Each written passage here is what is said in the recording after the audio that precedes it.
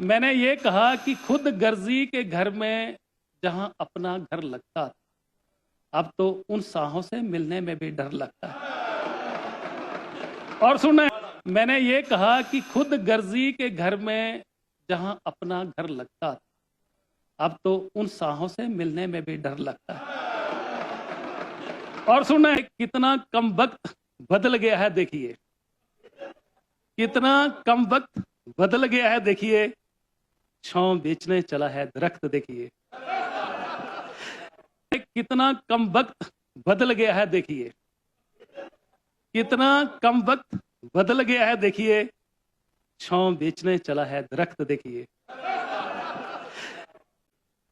मैं और सुधीर शर्मा जी बाहर गए थे, कई दिनों से वो JOIT वाले बैठे हैं, तो मुझे लगता है कि जहां तक उन्होंने मुझे बताया कि सुप्रीम कोर्ट ने भी 3 महीने के अंदर अंदर इस मसले को सेटल करने का आदेश दिया है और ये नवंबर महीने का फैसला आया है। सरकार को चाहिए कि सुप्रीम कोर्ट की अगर जजमेंट आई है तो इसको इंप्लीमेंट करना चाहिए और लगभग JOIT 817 1867 पद खाली पड़े हैं जिनके लिए एडवर्टाइजमेंट हुई थी। हजारों लाखों बच्चों ने एग्जाम दिया, एग्जाम पास किए उन्होंने, उनको नौकरी मिलनी चाहिए।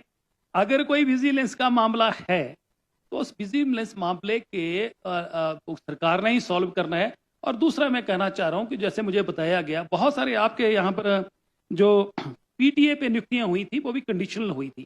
कंडीशनल इसलिए हुई थी कि जिनके पास वो डिग्री नहीं थी तो उनको बोला गया था कि आप डिग्री कंप्लीट करेंगे तब आपको जो है आपकी जो नियुक्ति है वो वैलिड होगी। इन लोगों को भी नियुक्तियां दी जा सकती हैं। आपको कंडीशनल इनकी अपॉइंटमेंट लेटर दो ताकि अगर कोई भी उसमें स्लिप पाया गया उसकी अपॉइंटमेंट रद्द कर दी जाएगी। Conditional appointment letter supreme court का भी फैसला कि दे सकते हैं। तो मुझे लग रहा है कि ये वही नौजवान है जिन्होंने हमें सरकार बनाने में मदद करी है। इसके अलावा JOIT 903 इसके 83 पद हैं। JOIT 939 कोड जो है इसके 300 पद खाली पड़े हैं। क्लर्क 962 जिनका कोड है 83 पद खाली पड़े हैं। DM 980 जिनका कोड है 300 पद खाली पड़े हैं। स्टेनो 928 जिनका कोड है 66 पद खाली पड़े हैं। और ये सुपरवाइजर 977 जो कोड है 12 पद खाली पड़े हैं। कुल मिला के 2711 पद खाली पड़े हैं। तो इनके लिए एग्जाम हो चुके हैं। तो मुझे लग रहा है कि सरकार जो है वो इसको गंभीरता से ले और इन बच्चों की नियुक्तियां करे। जल्दी से जल्दी को टाइम बाउंड किया जाए कि 1 महीने के अंदर हम इनका काम करेंगे और कोई ना कोई तरीका सरकार ने निकालना है। इसलिए इसके अलावा JBT के 1161 पद हैं। वो मुझे लग रहा है कि सुप्रीम हाई कोर्ट में कोई उसके लिए कोई